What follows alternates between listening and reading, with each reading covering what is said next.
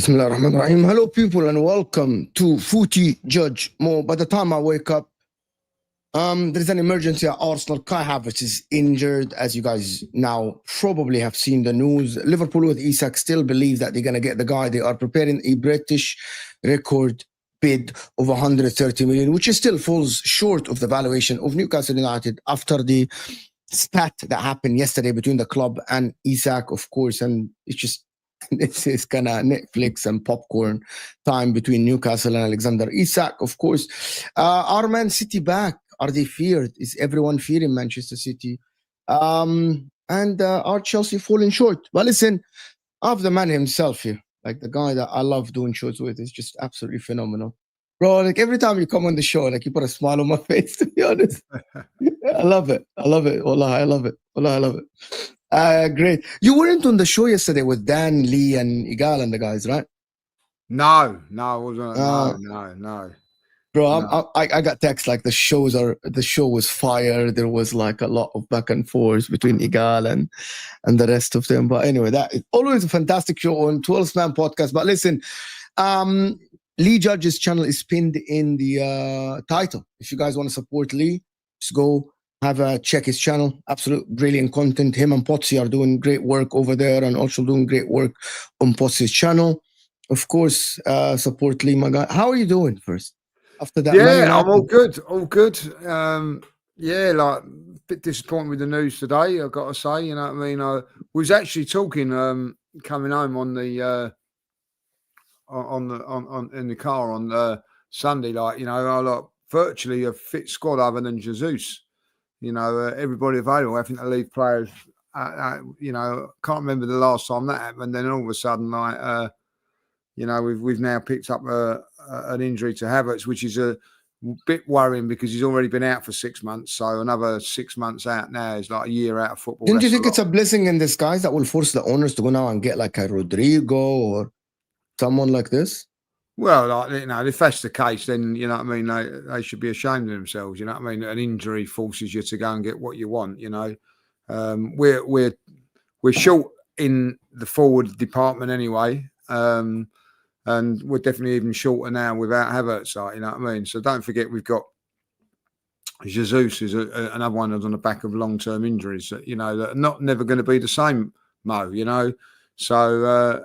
Listen, I'm a big Kai Havertz fan, but, you know, a year out of football now is not good enough. Like, you know, unfortunately for him, it's sad. He's never going to come back the same now. Like, you know. So, do you think he's going to play like a big role with Gyökeres this season? difficult one, like, you know what I mean? I think they would have shared the role, but I also think maybe there was other roles that he could play as well, like, you know. I think when you've got somebody like that on the bench coming on or off, you know, is a good thing. That's a big loss for Arsenal. He's a good, you know, he's more than a squad player, maybe not a starter, but he's, do you know what I mean? It's a tough one. You know what? I think I was talking to some of the Arsenal guys that come on the show and come on the channel, and I was telling them that now I think that Kai Havertz, because of Gyökeres, he will put fire in his belly, and it showed in the preseason when he came on. He wants to prove himself. He wants to actually now compete because he knows that the marquee signing is Gyökeres. Gyökeres is going to start. Arteta is going to put his full faith. But I still think that, listen, Kai Havertz was going to play a massive role.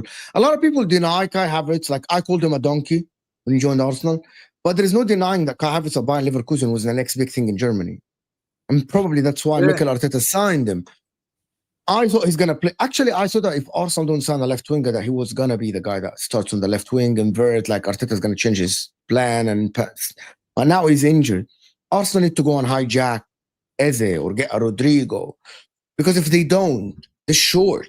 And comes the end of the season, there will be now, we had injuries again from some of the Arsenal fans. Oh, Arteta was not backed enough.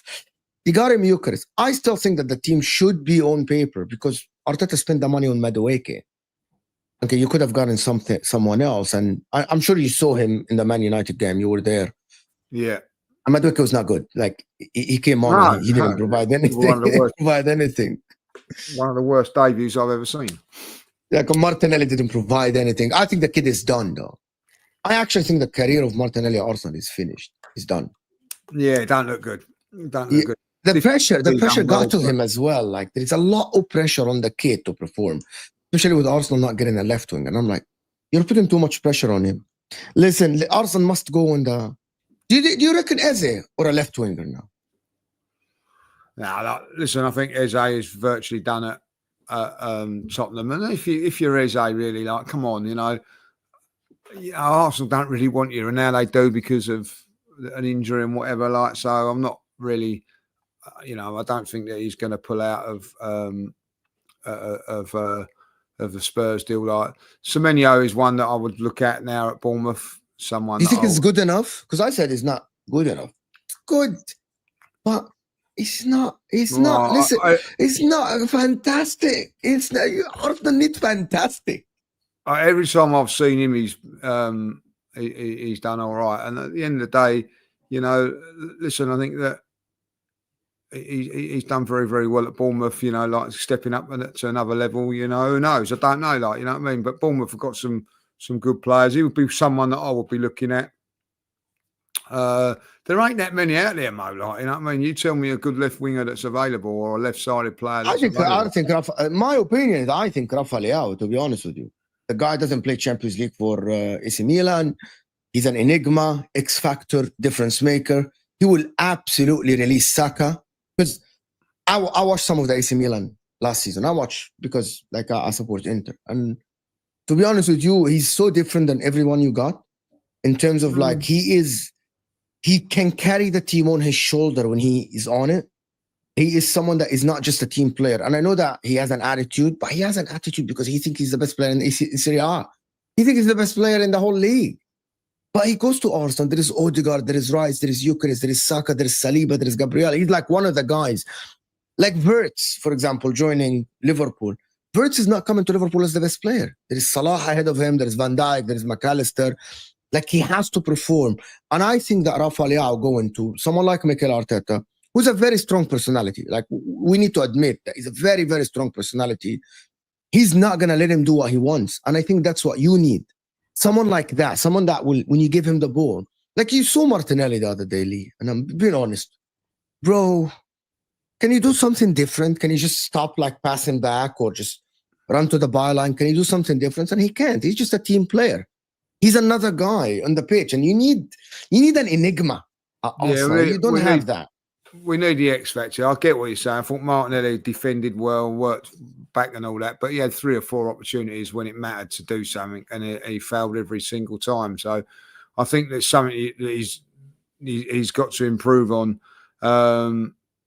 and we can't be waiting for it. It's got to happen now, like, you know. So, listen, I think that, you know, Semenyo would be someone that, like, I think may be available. Someone said in the chat there, Lookman, they've got to get somebody in.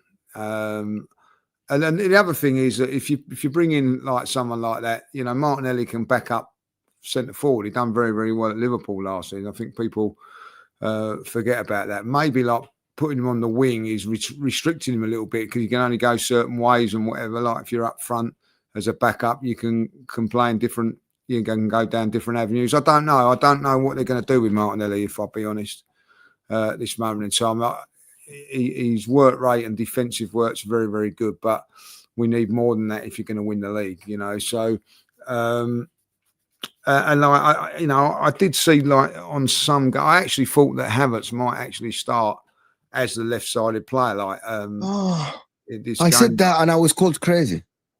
No, I've said it. I've said it as well. Like, I think that he could actually do that role. You know, played there for, as you say, when he was in Germany, and I think they'd have to find a role for Havertz, and I think that would probably be it. Like, you know, I mean, someone particularly that can keep the ball and keep it going. But listen, that's not going to happen now. So listen, I think first and foremost, you know, let's see how Havertz is, and then we can assess it from there. But even if Havertz is fit, I still think we need to bring something else to the table on that left wing position. You know what I mean? I don't really, I'm going to be right. I don't really understand the Trossard not extension. It's just like giving him a pay rise instead of longer term contract. Don't you think it's Mikel Arteta's work? Say that again. Don't you think that's Mikel Arteta's work? Giving him a raise. He's so loyal to the players. Like, isn't he the one who blocked Martinelli going? I know you're a big fan of Mikel. Okay, listen, Lee, I know that you're a fan of Mikel Arteta. I know a lot of Arsenal fans are. But sometimes he does things that don't make sense. I know that the Madueke deal was his. Well, listen, I you know, Madueke one is on it. You know, as far as I don't care.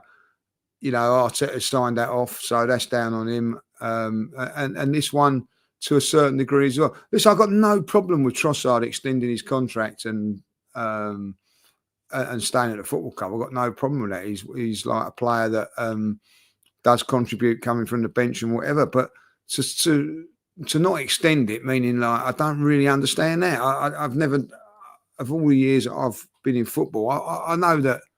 Sometimes you get a little pay rise or something like that, but I don't understand it. You know what I mean? Like if you're going to do that, surely you'd extend it for a year so that you could sell him the following year. Like I don't really know what all that's about, really. If I'll be honest, like, you know what I mean. So I'm a little bit surprised by that one. You're surprised by, but everyone was surprised by Trossard. Streams, YouTube, pundits were running yesterday about like why Trossard being renewed, why is he given a pay rise? I don't understand it. I think he's going to play a role in the team as a backup player. Now you're going to have Martinelli and Trossard on the left because you're not selling Martinelli. That's why I'm so hesitant to say that Arsenal will sign a left winger. You might sign a forward, but again, you have Havertz on that much money. You have Jesus on that much money. Who else you can get? That's why I think maybe you get someone like, in my opinion, you get someone like Eddie that can play on the left, that can play centrally, because I still don't like Arsenal's midfield. I think it's short of creation, that midfield. And unless you go and just get a left winger that is difference maker like a Rodrigo, Semenyo is good. But Arsenal, like, do you think that the first game mattered against Man United? That performance mattered? No. People are so harsh on Arsenal. It doesn't. No, of course you don't. Like, you know, it's all about winning the first game of the season. Listen, people go on about, you know, that the performance and all that. Like, you know, it's not easy to win your first game away from home. Like, you know, it's. I think only Arsenal and Man City were the only two teams to win away from home this season. This week, so it's not easy. Man United, honestly, going up there, you know. And getting to the ground, the atmosphere was like that. They fancied it. They were really up for it, Man United. The last couple of times that I've been to Old Trafford, it's been towards the back end of the season, and it's been like very down. But it was buoyant on on Sunday. So listen, it's all about getting. Look, the last time we played well at Man United, we lost 3-1. You know, I don't think that's an excuse. I disagree with you. I don't think that's an excuse. You getting the result is good, but I expected Arsenal to start the season better in terms of like football-wise. Listen, I think I get that. I'll give you an interesting little fact. You know what I mean? Arsenal have won the title 3 times. Do you know what the scores were against Man United in all those 3 games? I actually don't know. You know better. I'll tell you. 1-0 away from home at Mark Overmars in 98. 1-0 World Tour in 2002, and 0-0 in the Invincible season. So it's never a great place for us to go, even when we've been at our very, very, very best. So listen, you take that. So you are expecting Arsenal to play better football, or are you in the campus like it doesn't matter? No, that game doesn't matter. I'll be very, very. If Arsenal produce that sort of performance on Saturday against Leeds, then it's a different matter, Mo. Different matter. Okay. So you are in the camp that Arsenal will play their best football. They won't be like this, because a lot of people are drawing conclusions. Rivals drawing conclusions about how Arsenal played. Are they good enough? Can Arsenal do something? Is that going to continue? Is Arteta gonna be the guy to actually do like the defensive things and win the 1-0 to the Arsenal and all the stuff, you know? Like I didn't watch Arsenal back then in '96, to be honest with you. Do you know what? I will say this. I've always been in the camp of watching other teams play at times and going, why can't we play bad and win games of football?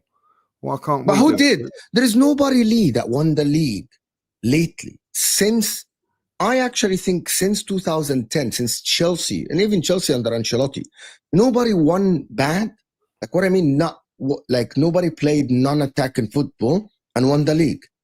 Even Chelsea Mourinho played good football. Man City under Pep Guardiola, Jurgen Klopp, Arne Slot, everyone plays attacking football. Of course, well, you ain't going to win the league. You're not going to win the league playing like that every game. Guaranteed you're not. But like, I guarantee if you look through every championship winning team, there's 3 or 4 1-0 wins in there, and they're not memorable. Like, you know what I mean? Like, first game of the season, you win at Man United, and we've got to justify. Oh, we've got to play well on that day. I don't buy that. You know what I mean? Like, I justify you've got to play well against Leeds away from home and Liverpool. Look, listen, if you play like that against Liverpool, you're not winning the game. We know. I know that. You know that. Everybody knows that. But we weren't playing Liverpool. We're playing Man United. It was a difficult game, first game of the season, not quite up for it. Centre forward was not fit enough at this moment in time. Listen, we defended okay. I don't think we actually defended brilliantly. I don't think that's my point. Like, you didn't attack great, you didn't defend good. No, I don't think there was anything great about it. I'll tell you what was great about it. 1-0 win to the Arsenal. That was the great thing, and that's all that matters. Like, you know, so listen, if you lose that game, I get it. You know what I mean? People can criticise and justifiably so. But when you've won the game, why would you want to? You know, I hear this thing like, you know, it's a results business, right? You know what I mean? And then when we get the result, oh no, they've got to play. Oh no. You've got to play well as well, or you've got to do this and that, like, you know. So you can't win, you know. At the end of the day, I'd rather go down the route. It's a results business. We won 1-0. And I'll tell you what, I don't think many teams will win at Man United this season. I'll tell you that. I agree with you. Not a lot of teams will win. This is Mac, by the way. I don't know if you did like Liverpool. How are you, Mac? You all right? Yeah. I totally agree with what you say. Like, it's a results business and you just can't win, even if you do win. No, but come on now. Like, Arsenal, I expected Arsenal to at least dominate some of the ball, like play better football, create chances, do things better than this. Come on, even me watching the game. And also, I'm just going to tell you honestly, you were in the stadium, Lee. Arsenal left themselves on the edge. Since you scored a goal, it could have been Cunha scoring, could have been Mbeumo scoring. If it wasn't for Raya, we would have been having a different conversation. There's a difference, to be honest. When you're winning 1-0, but you're in control, you're not allowing the opposition to do anything. Arsenal allow chances. Arsenal left themselves vulnerable. They did, but at the end of the day, Reyes made one fantastic save in the whole game. The other ones were routine, you know what I mean? I don't think like we was peppered in any sort of a way. No, you weren't. Of it all. Listen, I watched. I actually was out with my mates, and we watched the Liverpool game against Bournemouth, and they could have lost that game, Liverpool, in the end of the day. They won it in the end and won it 4-2, and deservedly so. But I don't hear no one going, "Whoa, look how bad or ropey they were at the back," and they didn't do this and didn't do that, like, you know. Well, Arsenal get a 1-0 win, and it's like, oh, like let's just jump on the bandwagon of it all, like, you know. I see when Arsenal played PSG and give them a good game over 2 games in semi-final. Don't matter, you lost. But when Man United lose to Arsenal, gallantly, that's the best Man United have played. Gallantly, like, you know. At the end of the day, it all comes down to one thing. I went home on Sunday night. 3 points in the bag. Thank you very much. And I'll see you next year at Old Trafford. That's how I see it. It's common sense, like it is really. Like, yeah, like, you know, listen, we all want to play better. We all want to do that. And as I say, I think it was 3 years ago we played. Really so why well do you think? Why do you think Man City? Okay, I'm having Ends, for example. You guys know Ends, like a content creator, Liverpool. And he came after and he's like, I don't think that Arsenal will be in the title race. I think it will be Man City, Liverpool again. Other people as well. Some of the people, hopefully you'll work with them one day. You've asked me this question about Arsenal. And I said, Arsenal will always be in a title race because they just have such a good defense. They're just so good at the back. Like he played 4 central defenders in that game against Man United. And the thing about Man United is Man United have really got a point to prove right now this season. They spent 200 million? Net, the highest net spend in the league now. Really have a point to prove. And I feel if that game was at the same time as Liverpool were playing, that might have been a bit of a different game for Arsenal. They might have tried more flair. They might have tried a little bit more. But because we'd already won our game, you were already at a 3-point catch-up. So it was going to be a bit nervy because you have to win your first game. Like, if you start off with a loss on your first game, then you've got an uphill struggle straight away, like especially in the Premier League now. Yeah, I agree. Like, you know, listen, the one thing I will say out of it is, if you was to, you know, like put me on the spot, I suppose I would say that I do feel that Liverpool find it easier to score goals. I think that Manchester City find it a little bit easier to score goals. It seems like it's a hard work for us to score goals at the minute. So I get that. And then people will come back to you and say, oh, well, Man United away is different to those two. So that's why I go, look, forget about that game. We've won that game. We now concentrate on Leeds. Now, if we play Leeds and we play like that and we struggle 1-0 and then I'm going to start going, there's concerns. You know what I mean? Like, and it's a big worry. But if Arsenal, you know, go over there and go up against Leeds and put on the performance that we all, from an Arsenal point of view, that, you know, we all hope we can, then it's a different game. It's a different thing, you know. And then, you know, you've got to go up to Liverpool the following week. Like, you know, do you want us to go up there open and expensive and lose, or do you want us to dog it out? 0-0, stink it out. 0-0. Thank you very much. Why? That's Liverpool. And I'll be happy with that. And I'll absolutely. Liverpool will be disappointed if that game ends 0-0. And Arsenal leave Anfield with a point. Liverpool will be disappointed. Yeah, you know what I mean? Yeah, 100%. I agree with that. And I don't care about not entertaining at Man United. I don't care about entertaining at Liverpool. I don't care about entertaining at Man City. I care about winning those games. Obviously, when we're at home, it's a different thing. We want to entertain, but that's how I see it. Like, you know, but in a night, listen, I've gone to Liverpool, Man United, and been. Wow, what fantastic! We've been half played well and been done within the last minute goal or whatever like that. And you know, there's been times we played well there and won. But you know where I'm coming from. Like, at the end of the day, you know, we've played well and lost. And as I said, you know, the last 3 performances against Man United, the last 4 times we've been to Man United, we've drawn 1, lost 1 and draw and won 2. And the one performance where I turned around and said, "What, Arsenal played really well." Remember, it was when Martinelli got the goal that should have been given. We played really well that day, but we lost. You know what I mean? It was 1-1. It was anybody's game, and they nicked a goal, and we ended up losing 3-1. So at the end of the day, look, I've been to Man United and played really well at times and lost. So I tell you what, coming home, I'd rather be the feeling of playing rubbish and winning is a better feeling than winning and losing, and playing really well and losing. You know, so. And the Man United, I don't know why it is, guys. We never play well there. I don't think we've really ever set I can't remember the time when I've gone up there and thought we've blown them away, and that's even when we was in our very, very best. I know Liverpool have done it on a few occasions, but we've never been able to do it. I don't know why that is.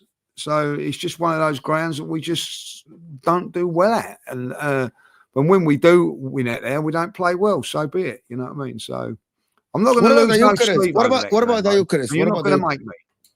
Say that again? Huh? I'm not going to lose no sleep over that game, and you're not going to make me. I'll tell you that now, I'm not asking you, but you are trying to put doubts into my head. You are. I'm not. I don't care. I don't care if Liverpool win every game away 1-0. I don't care. It's not going to happen. Okay, the league has changed. It's a results business. The league have changed. The football have changed.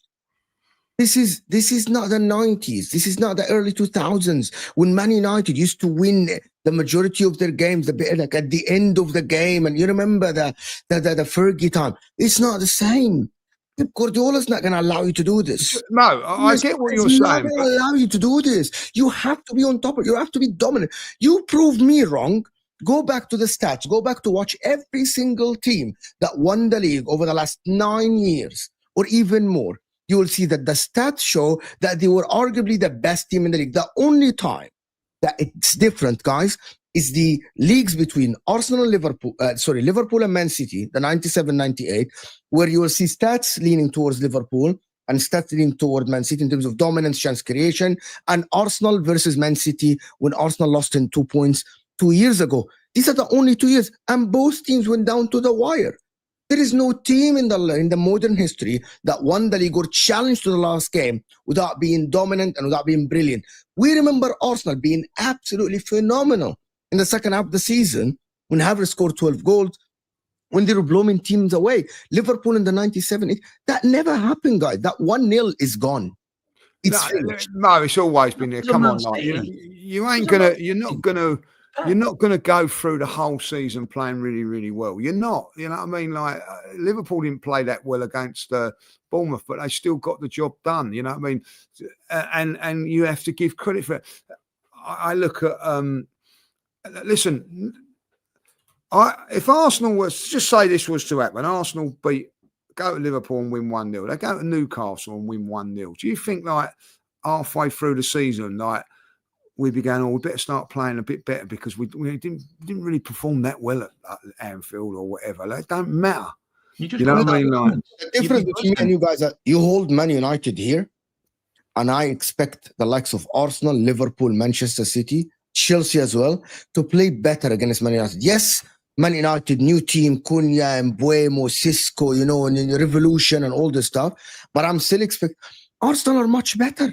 On paper, Zubamendi, Rice, Odegaard, on paper, are miles ahead of the likes of Casemiro and Bruno Fernandes. Miles in terms of football ability, currently, in terms of dominance. I was expecting Arsenal to, maybe you concede the chances here and there, some chances.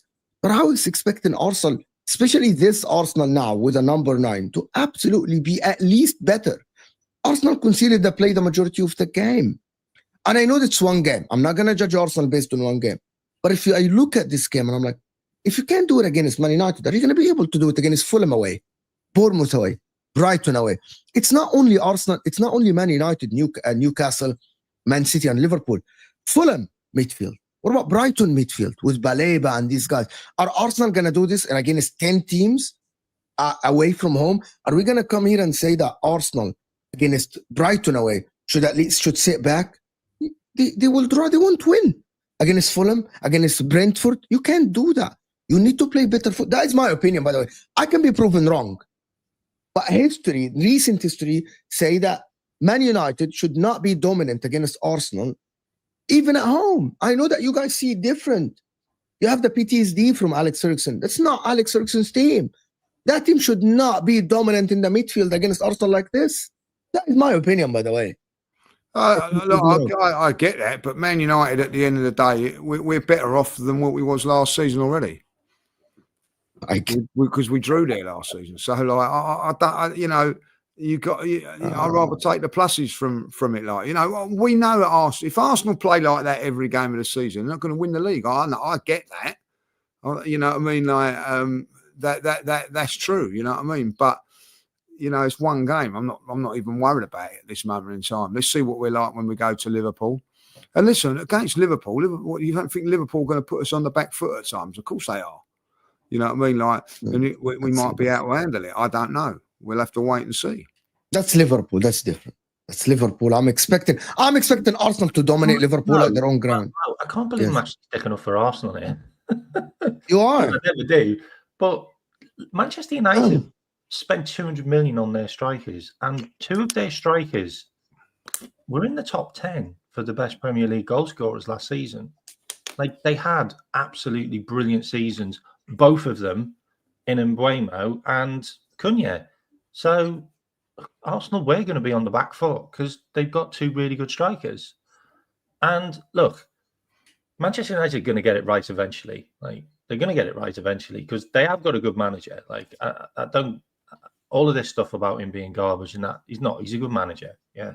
Once he gets his style across and the players get used to it, and maybe he does change his formation, I don't know. But eventually they will get it right, especially if they throw enough money at it.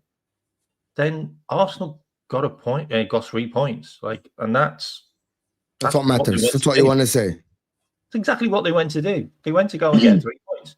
Haven't they scored like 33 goals in the last season from set pieces? Like so they're basically using their best route to score, and they did because they scored again off a set piece.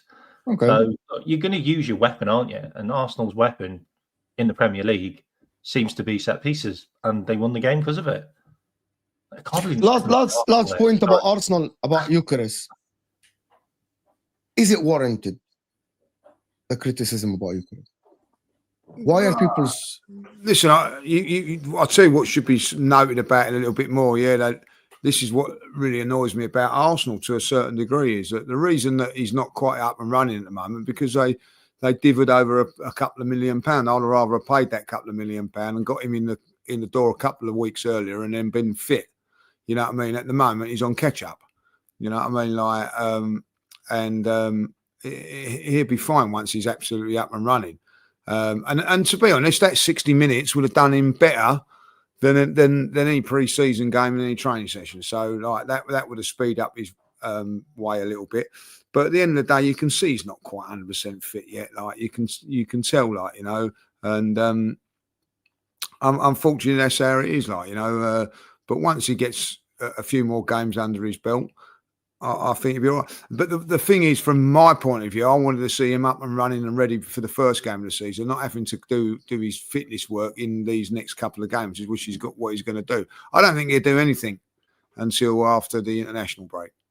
That's my opinion. Won't be fit enough for it, like, you know. But now we've got which is a bit of a worry, is that you could, like, say, oh, right, we're giving you 60 minutes or 70 minutes and then swap him over with Havertz. We can't do that now, like, you know. So, you know, it's a bit of a worry for us in that department. But listen, I'm not worried about Gyökeres. And also, the thing with Gyökeres is that completely and utterly different players to what we've been playing. We haven't played with a centre forward for 2 years, so we've got to change our game a little bit, like, and learn from it and all that, like, you know. So we'll see.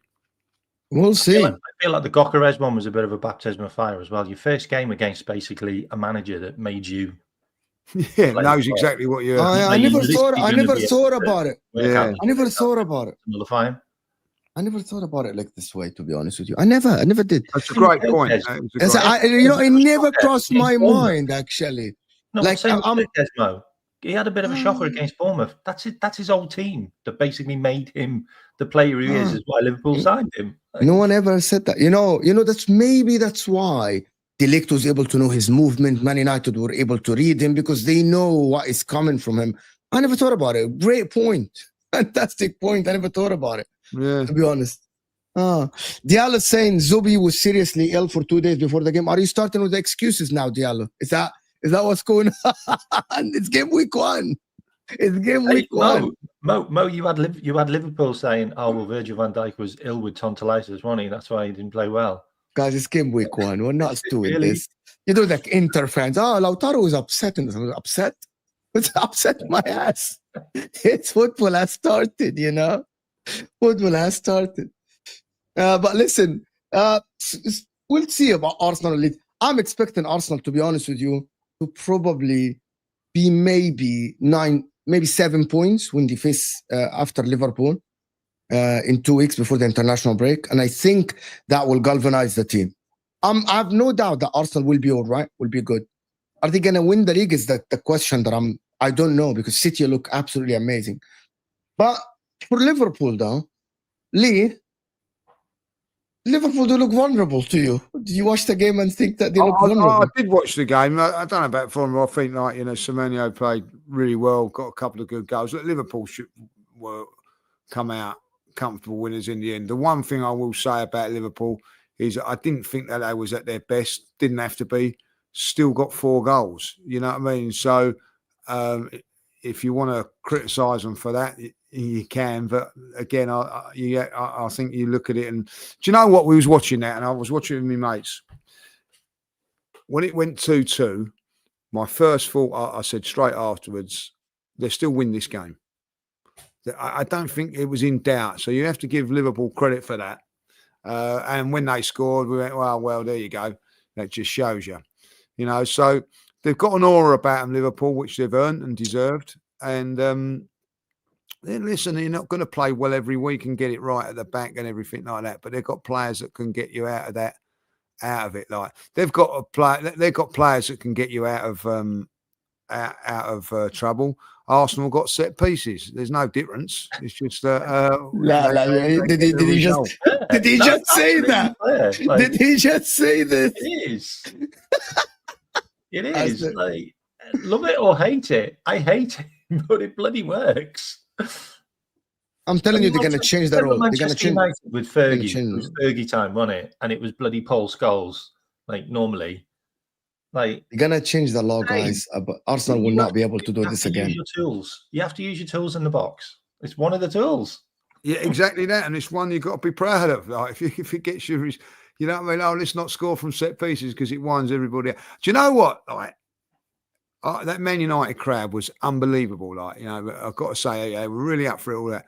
The only time they ever got quiet and nervy, right, was not when Saka got the ball, when it was a corner or a free kick. The place went silent. You know what I mean? So they're nervous. The way home fans are nervous when Arsenal got a free kick. They're not going to score it from every time, but you know what I'm saying. But Liverpool, for me, I felt that, it could have gone a little bit wrong from at 2-2, and other teams could have defended better. Huh?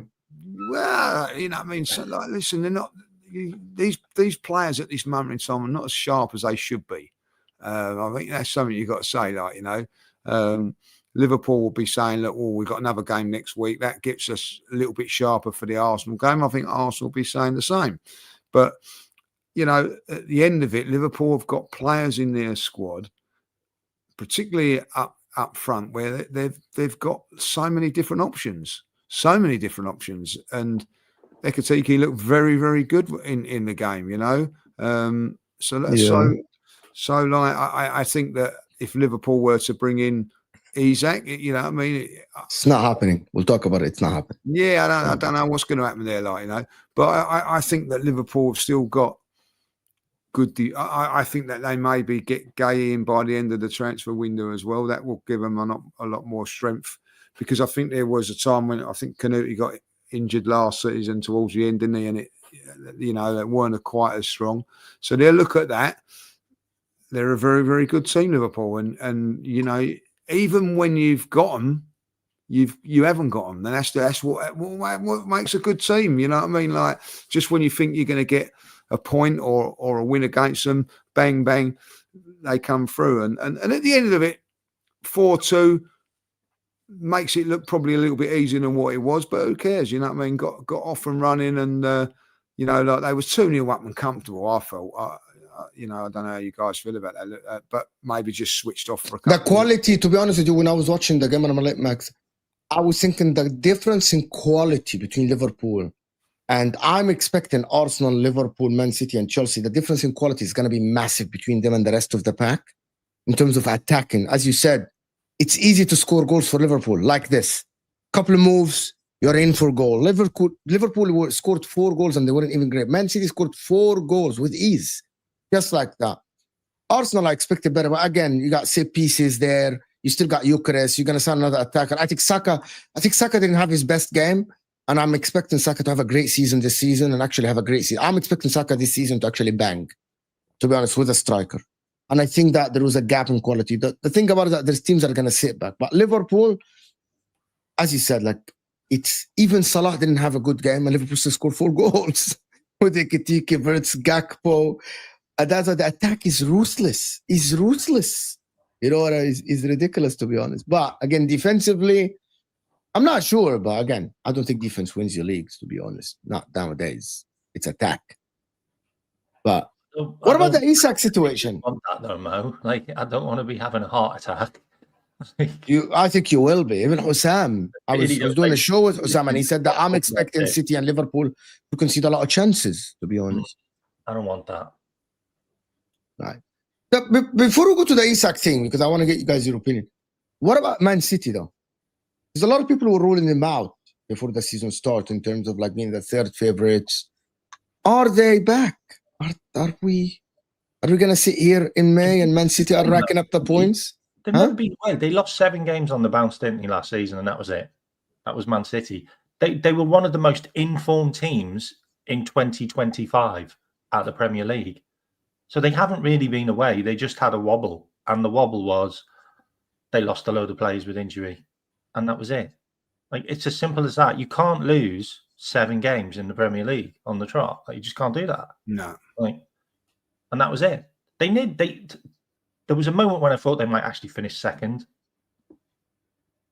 Like, Arsenal gave up. It didn't matter.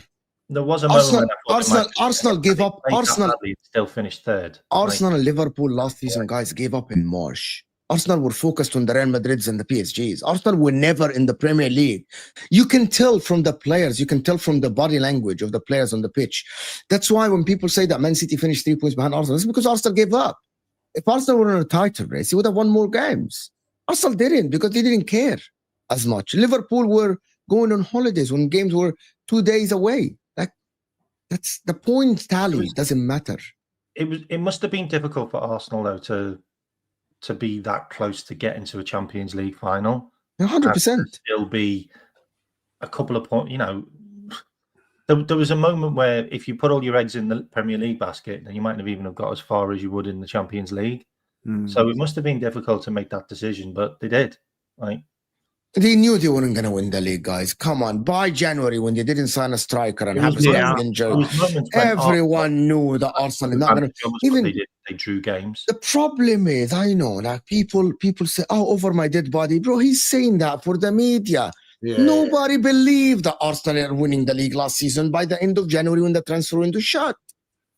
Basically, that is the reality. People banter for the sake of banter. It's not real talk. And also, I never thought they'd do as well as they've done in the Champions League because of it as well. Like, I think like we done well in that, but you know, it's a case of even when we done well in that, like, oh, if we'd have had a striker, what could we have done? You know, so listen, it is what it is, and we'll have to wait and see what happens in there. Like, you know, so I think like, you know. Listen, I think Liverpool have shown fantastic intent with what they want to do in the transfer business that they've done. Arsenal have got to do the same now. You've got to do the same, mode. You know, it's as simple as that, like, you know. And I don't know what's going to happen with the Isak thing. It isn't a good look for the player. Isn't a good look for Newcastle. I don't think Liverpool have done anything wrong. Like, Liverpool have put a bid in. It's up to them now whether they decide to go bigger. Like, you know, listen, I think that if Liverpool want him, they know it's going to cost 150 million. I don't think Liverpool are prepared to pay that. So can they work out a compromise? And that's how it's going to go. Like, you know, and for me, Isak's put himself in a position where I don't know what he does if Liverpool decide to walk away, which is in their rights to do that, by the way. If they don't feel that the price is right, what are they going to do? I said that yesterday. Like, what if Liverpool say, what if Newcastle say, as in their statement, say, there's certain conditions have to be met. We're gonna allow the player to leave if there are certain conditions. The certain conditions have 150, as they told Arsenal back in March, as they told Arsenal earlier. That's why Arsenal moved on. If Liverpool walk away, what happens to the guy? Is he gonna go back? I think they're gonna take him back, to be honest. I genuinely think they're gonna take him back to Newcastle. He's gonna play again. He's gonna sign a new contract. It happened to Harry Kane before. How much would you say he's worth? How much would you say? 150. 130. 150. And I have a reason for that. And I'm saying 130 is the top end. Like, I've said this on the Football Terrace. Like, and everybody's like doesn't understand it. Like, he plays for Newcastle United. He plays for Newcastle United. He is not worth 150 million because of the club that he plays for. He's not in the Champions League on a regular basis. He's not winning trophies on a regular basis. He's not up for all of these awards, and Newcastle aren't challenging for anything. Like, can I give you the reason why, Matt? A long time. Okay. Declan Rice was playing at West. Declan Rice was playing at West Ham. Max. No, Declan Rice was playing at West Ham. Moises Caicedo was playing at Brighton. No Champions League, no trophies, nothing. Isak, one of the best strikers in the world. The hardest thing in football now, and the only position in world football now. There is plenty of wingers now in the world. There's plenty of midfielders now. From top to bottom, you can find midfielders in Crystal Palace that are very good, right? How many strikers in the world that are available that will guarantee you 25 goals? How many strikers will make your front line the best in the world? If Liverpool get Isak with Ekitike, Salah, Gakpo, you arguably have one of the best front lines in the world. And if you're telling me Arsenal paid, how much did you pay, Lee, for Rice? 105? 105. And I said it was 105 as well. Hold on, Mac. And if you're telling me that was 3 years ago. Hold on. And that was 3 years ago. And Arsenal on their own, mate. No, hold on. Sat there on their own. There's no one else. And by the way, that's not the point. You asked Lee asked Mac. Lee asked me, what do you think the value is? He didn't ask me if there's someone else bidding or not. Based 100 plus 5 for Declan Rice, a midfielder, right? It doesn't matter how good you think he is. The striker basically is at least 50% more of the value. The striker is the one that you can't find now. Caicedo, 110 million pounds. You're telling me that Alexander Isak, one of the best strikers in the world currently, is not worth 150. There's no other striker. How? It doesn't make sense. Well, Caicedo is an unbelievable player, as is Declan Rice. So if they're under you know, there ain't, and they're two of the best in the world in midfield, like, you know. And the other thing is that not at the time you signed them, Lee. Not at the time you signed them. Yeah, but I think also you know, Arsenal needed that player. We needed that player, and I think that Chelsea needed that player. Do Liverpool desperately need him? And the answer now, no, probably not. Like, no. So they're not going to go silly on it. I think if you was to say, if Arsenal hadn't got Gyokeres, for instance, say he'd gone somewhere else, Arsenal would have to pay that money because you're desperate for it. I don't think Liverpool is desperate. The end of it is he's their best player. You know, this is how I see it. They're going to want to get the best that they can get. Liverpool are going to try and do the thing. I think maybe 150 is unrealistic. Like, you know, perhaps go for, you know, 140. See if they go for that. And, you know, say right, he's worth like. I don't know what they've told him. What have they told Isak? Like, what do you think, Lee? Lee, what do you think? You never said. What do you think? Well, how much do you think is worth? I think at the end of the day, he's not worth 150 million. I don't think he's worth. I'd say about 120, right? Well, I would say it would be, but what he's on a contract at 3 years. 3 years. Newcastle don't want to sell him, so all of a sudden it's a little bit. It's like you don't want to sell your I don't want to sell my house, but if someone comes in and gives me an offer I can't refuse, there's a difference in it. That I don't think Liverpool give an offer at this moment that they can't refuse. If you know what I'm saying, like so. But that's what I'm saying. Worth 120, put in 130, see if they take that. Exactly. That's what exactly. Look, I'm saying if Newcastle, bro, if Newcastle sell for less than 140 or something like this, it will absolutely look like mugs. Look like mugs, in my opinion. Oh yeah, I'll get that. You put the statement out. You lost. You lost. Yeah. Newcastle, no respect whatsoever. You lost. You basically, okay, what is stopping, guys, Bruno Guimaraes next year saying, I'm going to go, throwing a tantrum? What is stopping Tonali to go? I'm going to go. I don't want to stay here. What is stopping them from doing this? And you have to say that for your club as well. If your club has a player twisting your arm like this, and imagine if Bukayo Saka is twisting Arsenal's arm like this, and Arsenal value him at 100 million, and Real Madrid come in for 70 million, and Saka's like, I'm not playing again. I'm not doing that again. If Arsenal sell him for less than the valuation, he will look weak. And the next year, Saliba's going to twist their arms. The year after, Rice is going to twist their arms. Same. Guys. So I get what you're saying. Once there is the problem that Newcastle got, I agree with what you're saying, right? Once they sell him, it means that every single player at Newcastle is gettable. That's what you're saying, really. Like that's it. I mean? Gettable at a discount price. But you know, but that's not a discount. How is 150 million a discount for them? That's what Newcastle. Sorry. For them, it's a discount price. But that's what Newcastle they value. When does any club offer what the other club wants? Yeah, Harry Kane.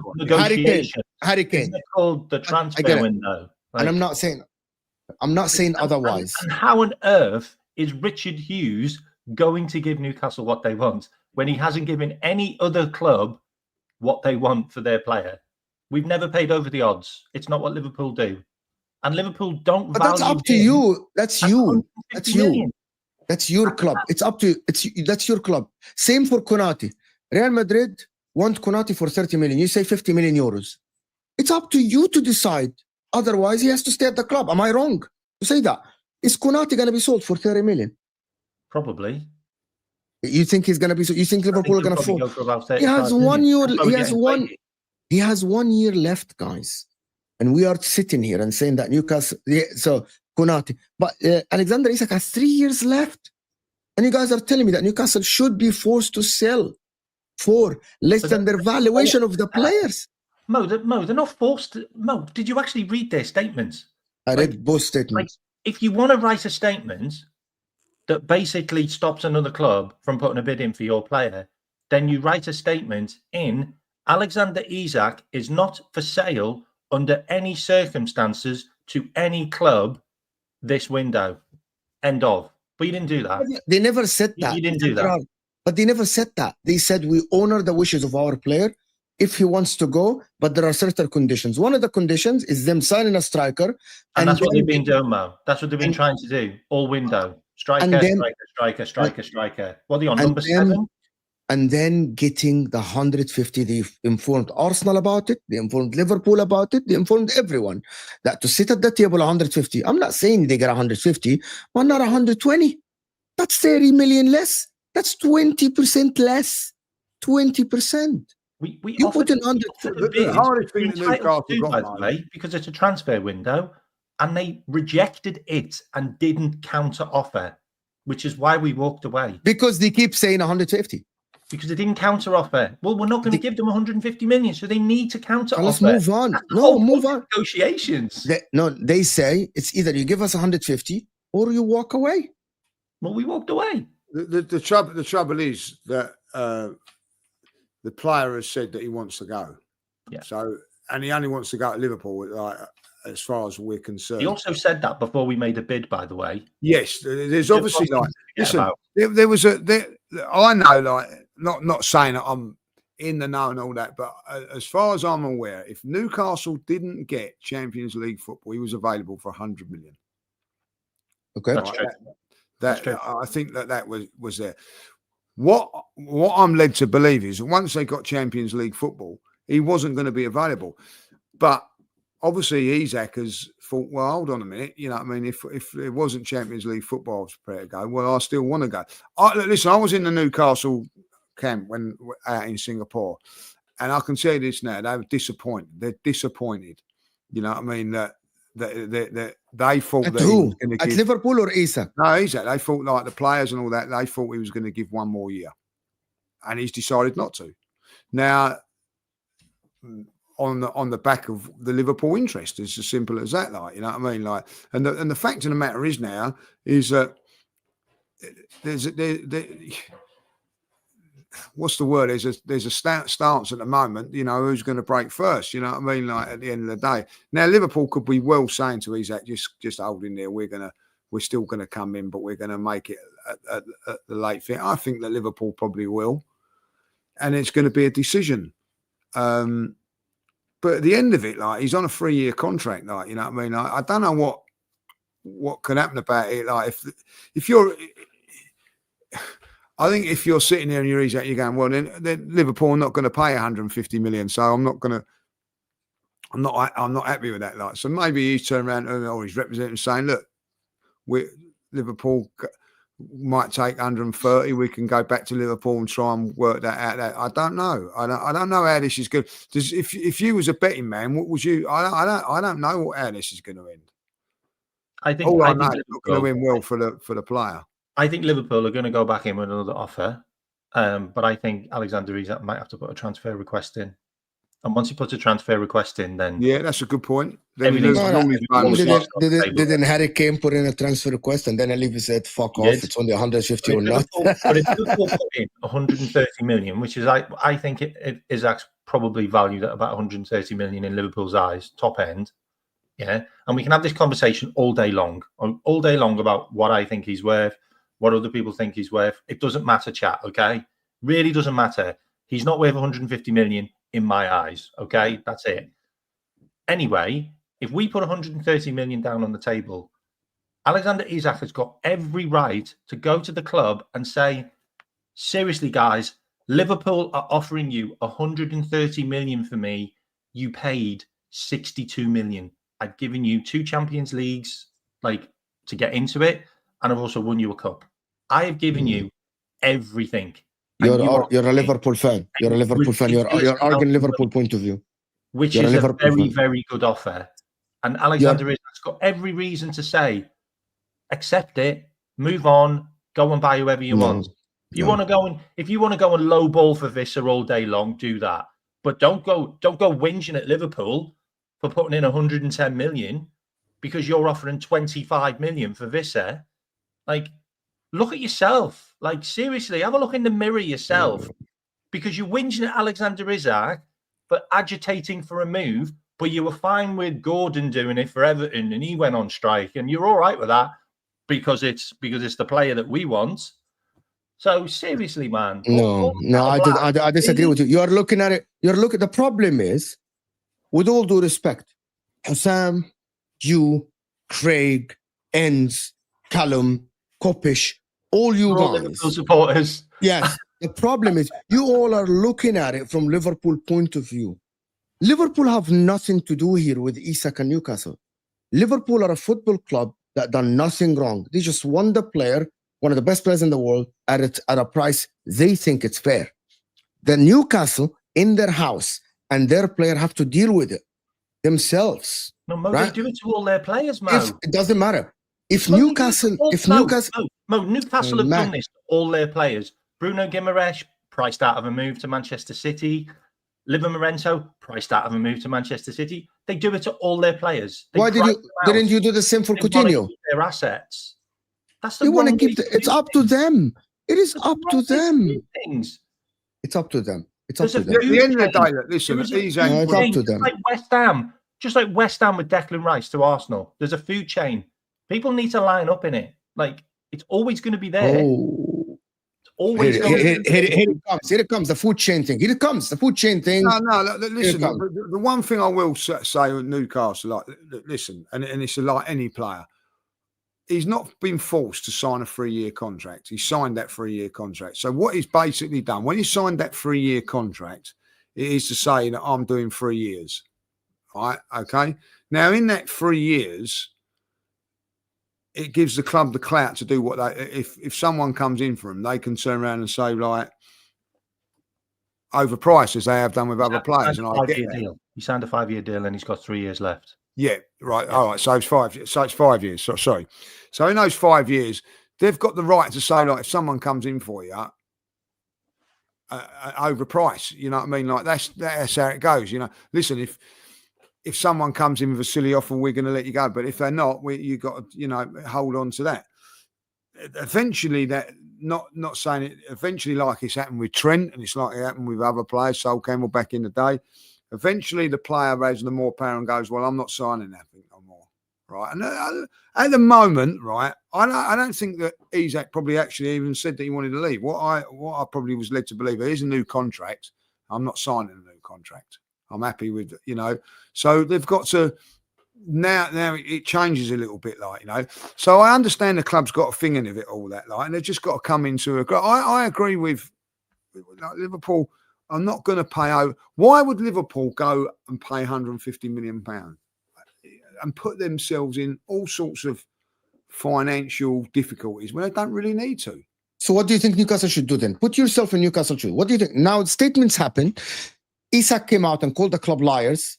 They never denied what he said, by the way. They never denied that there was a problem with the contract. I'm glad you mentioned that, bro. Yeah, 100%. By the way, the people that read between the lines, they never denied that the promises were made. And actually, their journalist said that Amanda Staveley offered them a contract and it was taken away by Paul Mitchell. But they're trying to correct it by offering him a new contract. But what do you want? And Newcastle said, you're not for sale unless certain conditions were met. Lee, what do you think Newcastle should do now? Put yourself in Newcastle shoes. I think it's a difficult one. I think Newcastle have got to get the best deal they possibly can. You know what I mean? The player does not want to play for Newcastle, whether Newcastle fans like it or not, whether Liverpool fans like it or not. Trent didn't want to play for Liverpool no more. He wanted to go and play for Real Madrid. Once that's been established, you've got to get the best you can get out of it. Now, Liverpool got 10 million out of it where realistically it was a free, for nothing. So Liverpool, in the end of the day, got the best that they could have got out of that deal, right? Whether you think it's right or whether it's wrong, they got 10 million, which they should never have got. So Newcastle have got to get the best they can possibly get without it going over September like that, So at the end of the day, if they get 130 million, I think they'll be happy with it. There you go. I don't think they're going to sell. Let me do the super chest. I don't think they're going to sell for 130. I think they're going to have to say 140 plus, blah, blah, blah. More. Listen, the other side of it is, for 120 million, like, I'm not being horrible. Kai Havertz just got injured, like, within one game. You're spending 130 million pound. He could get injured in the first game. It's a big. It's a huge risk, mate. It's a huge risk for Liverpool as well. Don't get me wrong. Everybody keeps going, oh, yeah, let's do this and do that. Liverpool have done some fantastic business this summer. You know what I mean? Like, and if they were to go this way, it could be that, I know it sounds silly, it could not be, it could be more damaging than good. I don't know. It's a very, very awkward situation. If you want I think he'd be a Liverpool player on the 1st of September. There, I think so. And you don't want him to be, of course, because you support Arsenal. Well, listen,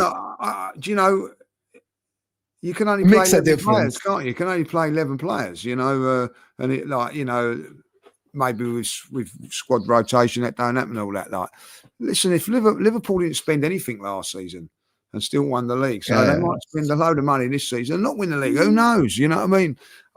You know, and at the end of the day, I can't be sitting here worried that you know, like we was mucking about with the Newcastle that, you know, don't sell him. Make sure make sure and if you are going to sell him, make sure it's after the Arsenal game, like, you know what I mean? So, listen, at the end of it, like,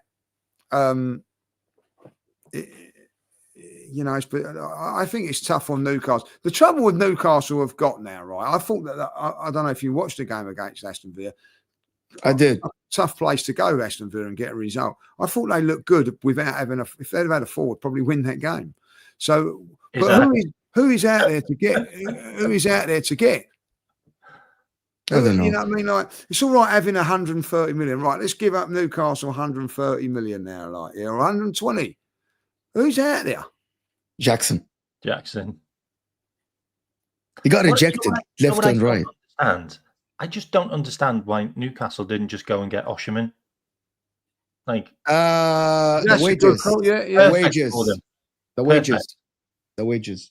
Well, they'd have to be paying Isak good wages, surely. No, I think that's another thing. Liverpool got to do, $100K. They can't be giving in this. You know, if you're paying out 120 million, 130 million pound for a striker, you can't be giving him 50 million pound players' wages. No, they're gonna give him, I think, 250 plus 50 bonuses or 100 bonuses. That's like they're gonna offer him that much money. Let me run through these so we can respond to them before we end the show. Arsenal have far more difficult fixture. Get it about Man United? Fair enough, Diallo. Fair enough. Mac hasn't been tested. Suspect defense and keeper. That's Man City. You mean Man City haven't been tested? Suspect defense and keeper. We'll see. You'll see. They get tested Saturday. It's rubbish. They get tested Saturday against a brilliant Spurs, to be honest. By the way, it looks like Eze is going to go before the weekend. Very strange. It's just now. Eze is going to go before the weekend.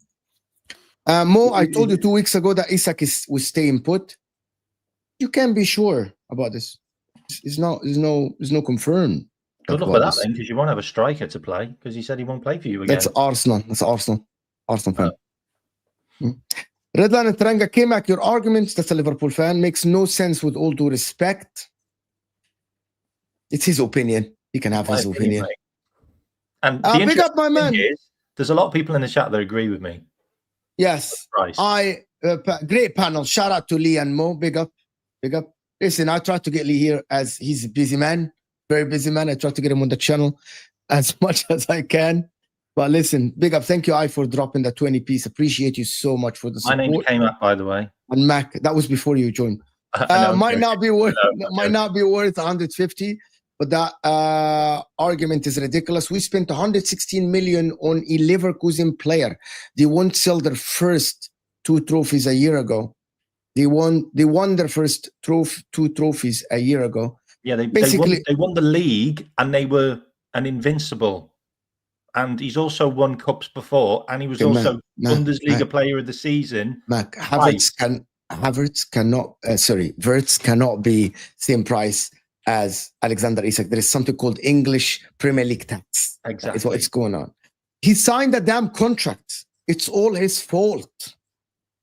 It might be his fault. All his fault. I know that's sarcasm. No, that's an Arsenal fan. Mo, they denied. He was never promised. No, they never denied that they made the promises about the contract, which is reported actually by a lot of people, guys. They promised him a contract and Diallo, and they didn't fulfill the contract. Someone please remind Tom York that Isak is under contract and Newcastle has no obligation to sell him. Stop crying and move on. Yeah, I don't know what you're talking about, bro. I don't know. No, he wants to leave. If they bid the 150, they're going to let him go, the man from Uncle. They're going to let him go. Keane, 85 million. Alvarez, 80 million. Ekitike, 82 million. Sesko, 74 million. Gyökeres, 64. Pedro, 60. That's the market price for top strikers in the past 2 years. Okay, that means Isak is 150 million. Because Isak is twice the player Moises Keane is, basically. I think he's worth twice. How is Keane 85 million? Like, that's what they quoted for Fiorentina. That's different. What? Kane, maybe Harry He's Kane. had one good season at Juventus, hasn't he? Do you guys Liverpool is better with Rodrigo and Ekitike or Isak and Ekitike? So they pivot now. What do you guys think quickly? I wasn't sure about Rodrigo because he hasn't. I don't know. I just wasn't sure about getting a Real Madrid player because of all the egos there, like, and him transitioning. I just don't know. Like, but Ekitike's hit the ground running. He's been good so far. Like, no complaints. What, 2 goals, 1 assist? He looks very good. If Isak wanted to play for Chelsea, Mo would have totally different agenda. Bro, I have the same talk about everyone, bro. I don't change my energy. I haven't changed on this. I have not changed on this since day one, my friend. I don't change because of clubs and I don't hate Liverpool. But big up. Listen, Lee, you got something coming up. What do you got on the channel? Oh, I've got I think me and Dan are going on at 3:30. Something around about that time today. Yeah, and that's about it. Obviously, are you going to calm him down about like Havertz and stuff because he's I'll put him in his place about it because, like, you know, he's not been a Havertz fan. Now everybody's losing it. I've just been looking on social media. All the Havertz haters are all now. Oh no, it's doom and gloom, like, you know. So at the end of the day, I don't know, like, you know. So we'll talk about that and you know, look forward to the Leeds game and then yeah, that's about it. Like, you know. Some busy stuff coming up over the next week or so that I've got to do, but that'll all be out next week. So, guys, Lee Judge's channel, of course, is in the title, of course. So, guys, 3:30 UK time. Mac, what do you got coming up? I'll be going live about 9 o'clock tonight. Usual stuff. Just come and join the madness. All right. I see you all in the chat. I'm not a fraud, by the way. I've been a Liverpool fan, and I'm actually a Scouser. Born in Toxteth, all right? So lay off. Don't worry about it. You'll always get these in the chat. I hate it when people say I'm a glory hunter. I'm just not. Like, it's okay. How can you be like Liverpool have not been not the side that I was when I went through the pain. Yeah, like, I was just gonna say, like, I went through the pain. In the 80s and all that, you know, like, I get it though. You know, I mean, Liverpool were dominant in everything. They haven't been as much over the last, but you know, they're still a proper football club. Why are you showing Mac his age, Lee? Are you telling people his age? Show my age as well, like, you know what I mean? You know, like, I know it sounds silly, like, you know, you grew up on Liverpool winning everything, and the bloody, like, it got on your nerves and all that. But now you look back at those teams and you look back differently, like how wonderful they were, like the Dalglish and Rush era and Souness in midfield, and they had some, you know, like Sammy Lee and all those guys, and that great teams. And I was fed up with them winning all the time, but there you go. Yeah, Staff is saying take Rasmus Højlund. One last super chat. Talking size of clubs, Newcastle are bigger than Leverkusen. Probably. Leverkusen got to a Europa League final. Probably, like, but I think Leverkusen have always been in the top 3 or 4. Like, seriously, it's different. Fighting on this one, mate.